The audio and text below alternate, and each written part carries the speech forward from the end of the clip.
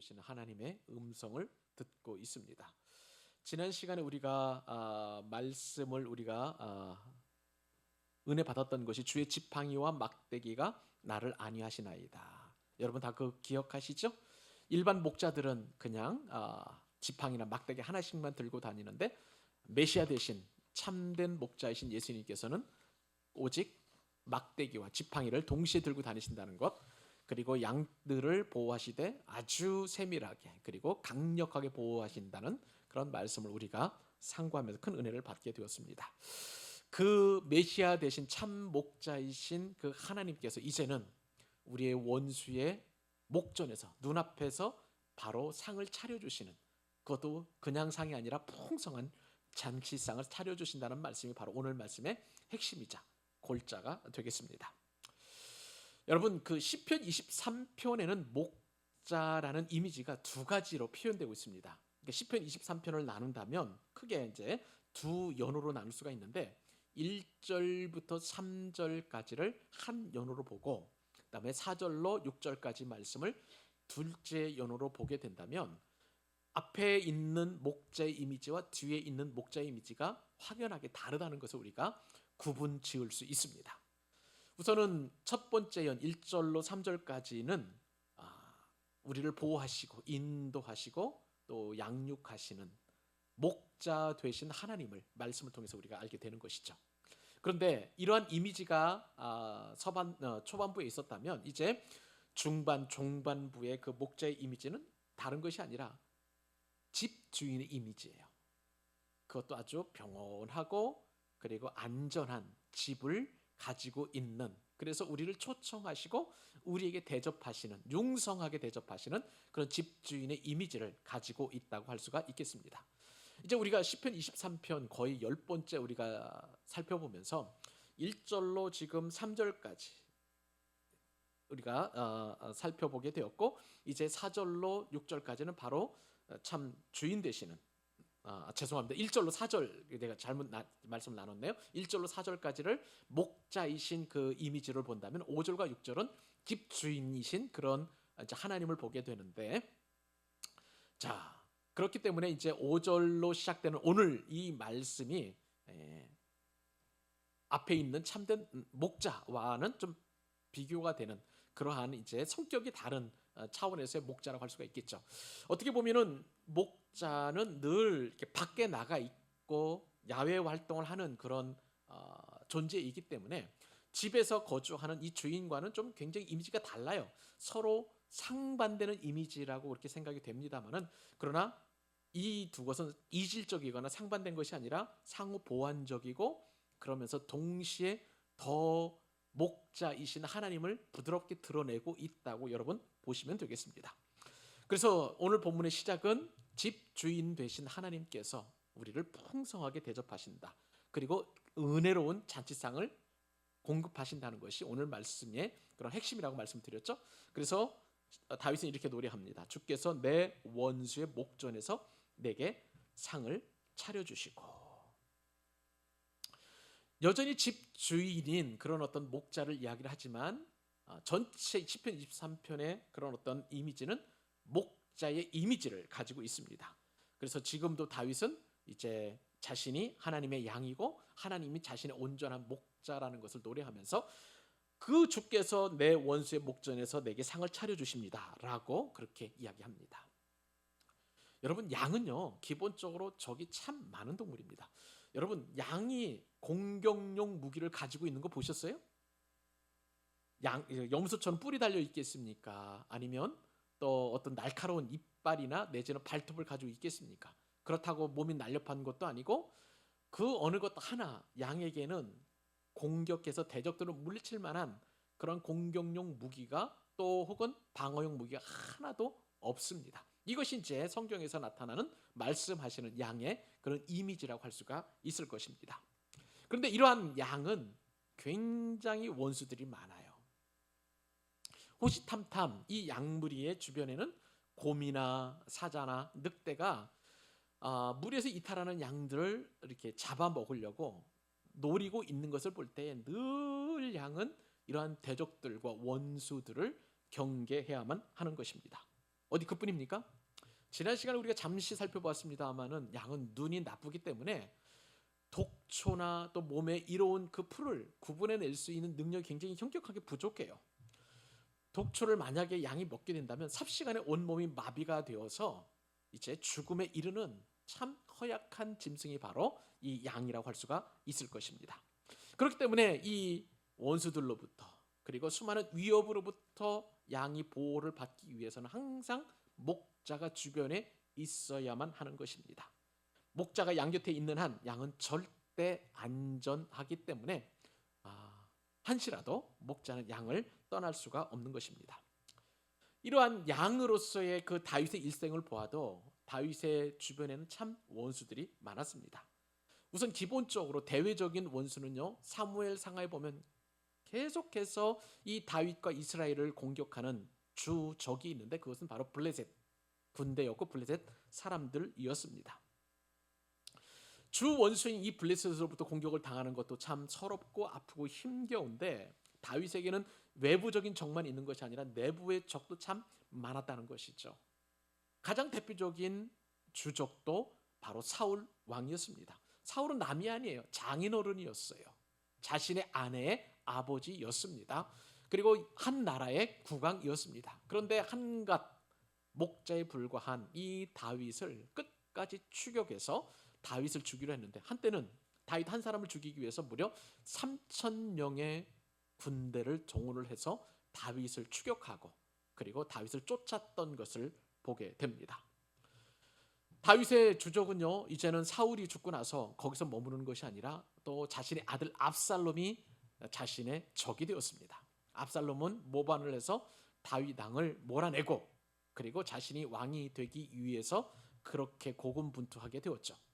요즘 제가 사무엘하를 묵상하고 있는데 이제 바로 그러한 내용들이 계속해서 등장하고 있습니다. 심지어는요, 이러한 압살롬을 도와서 모반을 도왔던 사람들이 있는데 그 중에는 다윗의 신하들도 있었어요. 역대하에는 이러한 다윗의 대표적인 그런 어떤 그 신하가 등장하는데 아히도벨이라는 다윗의 모사꾼이 있었습니다. 다윗에게 지혜를 주고 그 다음에 조언을 해주는 이 대표적인 모사 아히도벨도 압살롬 편에 서서 마치 이 아히도벨이 내는 모든 지략들은 하나님께서 말씀하시는 것과 같이 그렇게 탁월한 지략을 냈던 그런 사람도 다윗을 등지고 다윗의 원수가 되었던 것을 보게 됩니다. 다윗만큼 이렇게 원수가 많고 또 위협하는 그런 환경이 많았던 사람이 있었을까 싶습니다. 저와 여러분에게도 그러한 대적들이 있죠. 때때로 직장에서나 또 환경에서 그러한 대적들이 쉼없이 다가오지만 다윗에 비해서는 그러한 우리의 대적들은 마치 뭐라 그럴까요? 너무나 가벼운 존재라고 여겨질 만큼 다윗에게는 큰 위협스러운 그런 존재들이 많이 있었습니다. 이러한 원수들의 위협 앞에 다윗은 한때 유랑을 떠났습니다. 그래서 어느 날 다윗이 사울을 피해서 도망치다가 가다가 가는 곳이 바로 저 블레셋 땅에 있는 아기스 왕한테로 가게 되었습니다. 근데 오늘 딱 보니까 아기스 신하들이 다윗이 온 거 보니까 예전에 블레셋을 공격했던 그런 다윗이었거든요. 그러니까 그것을 아래채고 아기스 왕에게 그거를 고발을 합니다. 그러니까 다윗은 목숨의 위험이 그러니까 경각에 달려 있음을 느끼고 갑자기 침을 줄줄줄 흘리면서 미친 척하게 하는 그러한 또 연기도 펼친 적이 있었습니다. 그만큼 다윗에게는 하루 한 날 편한 날이 없을 정도로 마음 편히 두 다리 쭉 뻗고 잠을 잘 날이 있었나 싶을 정도로 그렇게 고통스러운 그러한 삶을 살았던 것이죠. 근데 오늘 말씀을 보니까 주께서 내 원수의 목전에서 그러한 수많은 원수들의 눈 앞에서 바로 잔치상을 베풀어 주셨다라고 그렇게 찬양하고 있는 것입니다. 이것이 바로 다윗이 체험했던 하나님, 다윗이 경험했던 하나님, 그리고 다윗이 풍성하게 누렸던 그 하나님이라고 할 수가 있을 것입니다. 성경에서 보통 이야기하는 이 상이라는 게 있어요. 이 상이라는 것은 그냥 보통 상이 아닙니다. 우리가 올림픽에 나가서 금메달 따는 것도 굉장히 영광스러운 상인데 성경에서 말씀하는 이 상은 그러한 상의 성격을 뛰어넘는 거예요. 하나님께서 친히 주는 상을 말하는 것입니다.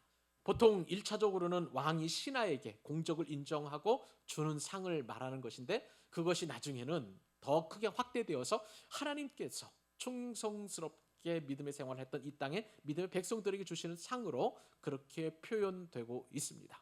그러니까 주께서 원수의 목전에서 내게 상을 차려주셨다는 것은 하나님께서, 참 목자이신 하나님께서 그 수많은 대적들 앞에서, 원수들이 보는 앞에서 상을 차려주셨다라고 그렇게 노래하고 찬양하고 있는 것입니다. 왕이 신하들에게 상을 차려주셨다고 말씀을 드렸는데, 그것은요, 그때 당시 고대 근동에서는 전쟁터에 나갔던 장수가, 그러니까 그 왕이 신하게 되겠죠. 이제 전쟁터에 나가서 승전을 했습니다. 그리고 적장을 포로로 잡아가지고 끌고 오는 것을 말하는 거예요. 그래서 왕이 원수의 목전에 상을 차려주신다는 것은 그러한 포로 앞에서 왕이 잔치상을 베풀어 가지고 승전한 장군을 높이고 격려하고 위로하고 축복하는 그런 상황인 것을 우리가 염두에 둘 필요가 있는 거예요. 그러니까 이것은 굉장히 영광스러운 것입니다. 놀라운 승리의 그런 보담이라고 할 수가 있을 것입니다. 원수는 끊임없이 공격하고 대적하고 그리고 방해하고 회방하지만, 그러나 그 원수는 끝내 패하고, 그리고 참된 왕이신 하나님 앞에서 바로 잔치상을 받는, 그래서 그 상을 받는 것이 바로 이 내 주께서 내 원수의 목전에 상을 베풀어 주시고라는 참된 그런 말씀의 의미가 되는 것이죠. 그렇습니다. 하나님은 지금도 다윗과도 같은 저와 여러분에게 잔치상을 베풀어 주십니다. 후한 상을 내려주시는 거예요. 그냥 상이 아닙니다. 우리를 어렵게 했던 환경, 우리를 괴롭게 했던 사람들, 또 대적들, 그 다음에 각종 여러 어려움들, 고통, 그리고 채무, 질병, 우리가 상상할 수 없는 그 수많은 원수들과 대적들이 우리를 대적하고 공격하고 있겠지만, 그러나 참 목자이신, 그리고 하나님 집의 주인이신 하나님께서 우리를 초청하셔서 상을 베풀어 주시고 우리를 격려해 주신다는 것입니다. 이것이 바로 하나님께서 우리에게 주시는 놀라운 은혜인 것입니다. 그래서 다윗은 시편 30편 11절에 똑같이 비슷한 의미에서 이렇게 송축하는 것을 보게 됩니다. 주께서 나의 슬픔이 변하여 내게 춤이 되게 하시며 나의 베옷을 벗기고 기쁨으로 띄우셨나이다. 여러분 한번 생각을 해보세요. 슬픔이 변해서 춤을 추게 하신다는 거예요. 그 어떠한 고통이 변하여 기쁨이 되게 해주신다는 거예요. 그리고 나의 베옷을 벗기고, 베옷을 입는다는 것은 기본적으로 극한 슬픔을 표현한 성경적 표현 아니겠습니까? 그 베옷을 다 일일이 벗기시고 기쁨으로 띠를 띄우신다는 거예요. 그래서 왕과 가장 친밀하게 왕의 그런 어떤 사랑을 듬뿍 받을 수 있도록 그렇게 하나님께서 다윗을 위로해 주시고 격려해 주신다는 것을 말씀합니다. 또 한 가지 우리가 살펴볼 말씀은요, 주께서 내 원수의 목전에 내게 상을 베푸신다는 것은, 이것은 굉장한 또 의미를 가지고 있는데, 원수의 목전에 상을 베푸신다는 것은 하나님이 우리를 손님으로 대접하시는데 그냥 보통 손님, 흔한 손님, 그런 손님이 아니라 아주 정중하고 귀중한 손님으로 우리를 맞아 주신다는 거예요. 여러분, 제가 예전에 이스라엘 갔었을 때 베두인 족속이 사는 그 텐트에서, 광야에서 하룻밤을 잔 적이 있었습니다. 근데 이 베두인족이 가지고 있었던, 베두인들은 여러분 보통 사막에서 양을 치는 그런 족속들을 베두인족이라고 하는데, 베두인들이 손님을 굉장히 중요하게 여깁니다. 여기는 원래부터 이제 그들이 가지고 있었던 전통과 더불어서 또 이것이 하나의 신앙으로까지 확장되게 되었는데, 사실 그 사막에 사는 사람들이 손님을 소중하게 맞을 수밖에 없는 것은, 만약에 사막을 지나가는 나그네가 그 손님의 환대를 밤에 한밤중에 그 집주인의 환대와 환영을 받지 못하게 된다면 그 여행객은 가다가 죽을 수밖에 없어요. 음식도 공급받지 못하죠. 물도 공급받지 못하죠. 쉼도 공급받을 수 없기 때문에 그것은 며칠 안 가서 바로 죽음으로 이어지는, 생사가 갈리는 엄청난 일이었습니다. 그렇기 때문에 예로부터 이 사막에 사는 목축을 하는 사람들은 이 손님 대접을 굉장히 중요하게 여겼던 덕목이었던 것입니다. 이런 전통이 오래되다 보니까 나중에 신앙으로 승화가 되게 되었는데, 그래서 광야에 있는 이 베두인족들은 손님을 천사로 여깁니다. 신이 보낸 천사다. 그렇기 때문에 내가 손님을 잘 대접하게 되면 그 손님을 통해서 주시는 신의 축복을 받게 될 것이라는 그러한 민간 신앙으로까지 연결되었던 것을 보게 됩니다. 성경도요, 그러한 신앙의 그 내용을 차용을 하고 또 문화를 가지고 와서 손님 대접의 중요한 것을 그 가치를 가르치고 있는 것을 보게 됩니다. 자, 이 손님 대접에는 굉장히 절차가 중요한데요. 세 가지 절차가 있습니다. 첫 번째 손님 대접의 절차는 뭐냐면 무엇보다도 대가를 바르지 않는 순수한 자원으로 그 손님을 섬겨야 되는 것입니다. 그래서 히브리서 13장 2절 말씀에 따르면 손님 대접하기를 잊지 말라. 이로써 부지 중에 천사들을 대접한 이들이 있었느니라. 그렇게 성경에 말씀하고 있어요. 여러분, 이 대표적인 사람이 누구일까요? 아브라함입니다. 아브라함이 어느 날 눈을 들어보니까 저 앞에 언덕에서 천사가 몇 사람이 지나가고 있어요. 그래서 아브라함은 굳이 그 사람들을 쫓아가가지고 제발 우리 집에 들어오셔서 쉬시면서 먹고 마시고 하룻밤 주무셨다 가시도록 그렇게 이야기합니다. 처음에는 거절했죠. 근데 아브라함이 자꾸 권면하니까 그 사람들이 와서 아브라함의 환대를 받고 떠나갔습니다. 근데 나중에 보니까 그 손님들은 천사들이었어요. 이 천사를 대접한 이후에 아브라함에게 엄청난 복이 임하게 되었는데 이 복으로 말미암아 그 이후에 이 사건 이후에 이삭이 태어나게 되었습니다. 그러므로 부지 중에 알지도 못하는 사이에 천사들을 대접한 이 아브라함이 복을 받았다는 것을 나중에 신약 성경 히브리서 기자는 표현하고 있는 것이죠. 이 말씀처럼 아브라함은 천사를 대접해서 그렇게 이삭을 낳는 복을 받게 되었습니다. 여러분, 우리가 앞으로 곧 주일날 살펴보겠습니다마는 소돔성에서 사는 롯도 두 천사를 대접을 하죠. 그렇죠? 영접을 하게 되었습니다. 이 낯선 사람이 밤에 들어오니까 두 사람이 들어오니까 소돔성에 있는 사람들은 이제 너무나 윤리적으로 타락한 사람들이었어요. 그렇기 때문에 내가 저 남자들과 상관하리라. 남자들끼리 그런 어떤 성적인 관계를 맺겠다는 것이죠. 그럴 때에 롯은 그 천사들을 안으로 들입니다. 대신 자신의 딸들을 내어주겠다라고 그렇게 거래를 하죠. 여하튼지 간에 롯은 그렇게 해서 천사들을 대접을 하게 되었고, 그리고 하나님의 직접적인 심판을 피하는 또 은혜를 경험하게 되었습니다. 자, 리브가는 또 어떻습니까? 리브가는 아브라함의 늙은 종 엘리에셀에게 물을 공개합니다. 우물가에서 엘리에셀에게 그리고 낙타에게 물을 공급해 줌으로 말미암아 자신의 남편 이삭을 만나게 되는 은혜도 그런 경험하게 된 것이죠. 여러분 잘 아시는 사르밧 과부가 있죠? 이 사르밧 과부는 너무나 가난한 나머지 이제 한 줌의 가루와 조금의 기름이 남았는데 이것을 가지고 먹고 죽으려고, 아들과 함께 먹고 죽으려고 했다가 그것을 가지고 선지자 엘리야를 공개하게 되었습니다. 그런데 엘리야가 이 음식을 먹고 엄청난 복을 내리죠. 그 집안에 들여온 모든 그릇마다 기름과 가루가 넘치도록 그렇게 하는 하나님의 복도 받게 되었습니다. 이 모든 것이 손님을 잘 대접한 복이라고 할 수가 있겠습니다. 마리아는 또 어떻습니까? 향유를 예수님께 드렸죠. 그래서 그 이름과 마리아가 행한 일들이 복음이 전해지는 곳곳마다 다 증거되는, 예수님을 잘 대접하니 이런 엄청난 복도 누리게 되었던 것이죠. 이런 손대접의 중요성은 나중에 사도들에게도 그대로 계승이 됩니다.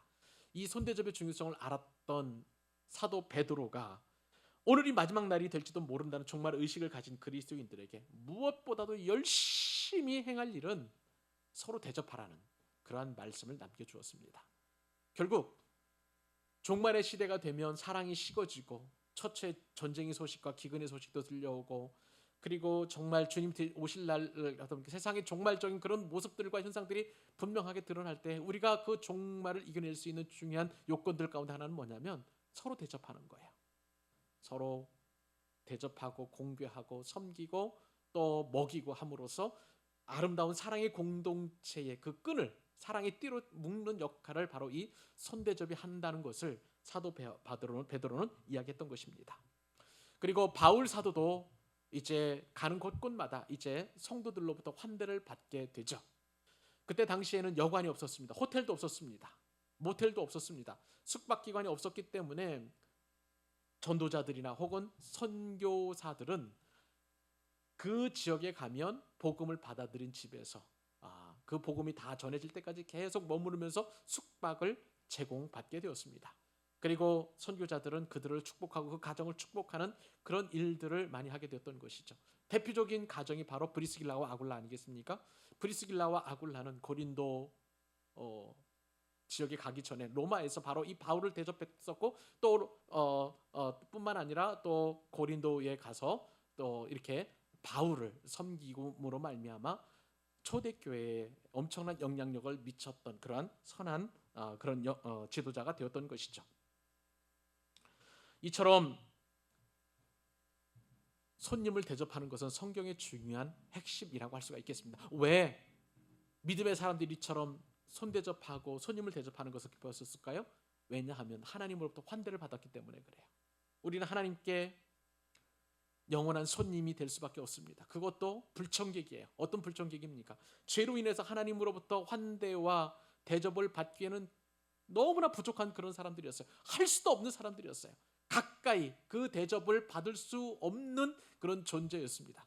그런데 어느 날 하나님의 은혜로 우리가 예수님을 믿는다는 그 한 가지 이유만으로 우리를 축복하시고 우리를 환대하시고 우리를 융숭하게 대접하시고 우리에게 잔치상을 베풀어 주십니다. 그것도 황홀할 정도로 놀라운 잔치상을 베풀어 주시는 것을 보게 됩니다. 이것이 바로 하나님께서 우리를 대접해 주신 것처럼 우리도 또한 누군가를 대접할 때에 자원함으로 무엇보다도 감사로 그리고 어떤 대가도 요구하지도 않고 대접하는 것이 바로 이 상을 차려주시는 그 하나님에 대한 그런 손님 대접의 절차라고 할 수가 있을 것입니다. 한 가지 절차만 오늘 더 생각해 보죠. 원래 세 가지 절차인데 나머지 절차는 다음 주에 한번 더 생각해 보도록 하겠습니다. 두 번째 절차는요, 반드시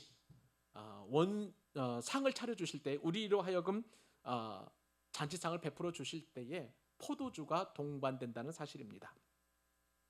이스라엘에서 포도주는요, 하나님이 주시는 복의 상징이라고 할 수가 있겠습니다. 그리고 이 포도주는 기본적으로 예수님께서 가나의 혼인잔치에서 말씀하신 것처럼 그 잔치에 참여하는 모든 사람들이 기쁨이 되고 즐거움이 되는 음료라고 할 수가 있겠습니다. 그러니까 이 원수의 상에서 차려주시는 그 잔치상에 포도주가 나왔다는 것은 기쁨과 감사와 환희와 즐거움의 극치라고 할 수가 있는 것이죠. 손님에게 포도주 잔을 건네준다는 것은 하나님께서 주시는 복 속에서 그 안에서 기쁨과 즐거움을 함께 누리기를 바라는 주인의 소망이 담겨져 있습니다. 그리고 또한 이 포도주 잔에는 우리가 신약 성경에서 또 아는 것처럼 이 포도주의 의미에는 예수님의 보혈이 들어있는 것입니다. 그러므로 우리는 이 포도주를 함께 마시면서 예수님께서 나의 죄를 용서하시기 위해 흘리신 그 십자가를 생각하게 하는 엄청난 은혜의 상징이라고 할 수가 있는 것이죠. 그렇기 때문에 포도주를 대접한다는 것은 참 영적으로 볼 때에 주님의 은혜 안에 깊이 들어간다는 그런 뜻을 가지고 있는 것입니다. 더불어서 이 포도주는요, 사막에서 먼 길을 걸어온 그런 사람들에게 갈증과 더위를 해결해 주는 문제 해결의 열쇠라고도 할 수 있을 것입니다. 여러분 한번 생각을 해보세요. 오늘도 몹시 더웠는데 여러분 거리를 걸으면서 땀이 엄청나게 나왔을 것입니다. 중동 지역은 우리와는 비교도 할 수 없는, 상상할 수 없는 더위와 그리고 먼지가 많은 그런 지역 아니겠습니까? 그런 상황에서 계속 걷다 보니까 땀이 막 비 오듯 흐르게 될 것이고 그 땀에 먼지가 뒤섞이다 보면 몸에서 냄새가 나고 더럽게 느껴지고 취약한 그런 어떤 모습이 그 손님에게 있을 것입니다. 그런데 그 손님은 주인이 내미는 그런 포도주를 마시면서 그동안 사막을 광야의 길을 걸어왔던 모든 피곤을 잊고 그리고 행복을 느낄 수 있게 되는 것이죠. 이것이 바로 손님을 대접하는 중요한 절차라고 할 수가 있겠습니다. 사랑하는 여러분, 하나님께서 내 원수의 목전에서 상을 차려주신다는 것은 기본적으로 하나님께서 나를 양으로 삼아주시고 나를 융숭하게 대접한다는 의미가 담겨져 있습니다. 하나님은 그렇게 우리를 대하십니다.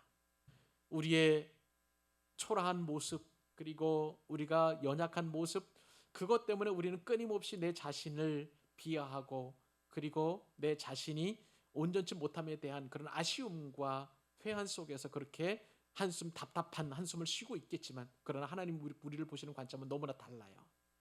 우리를 원수에서 상을 차려주실 정도로 융숭하게 대접을 하시고, 우리에게 있는 갖가지 삶의 원수들을 하나하나씩 다 대적해 주시며 반드시 우리에게 승리를 주신다는 엄청난 은혜의 메시지가 이 한 구절 말씀 안에 담겨져 있는 것입니다.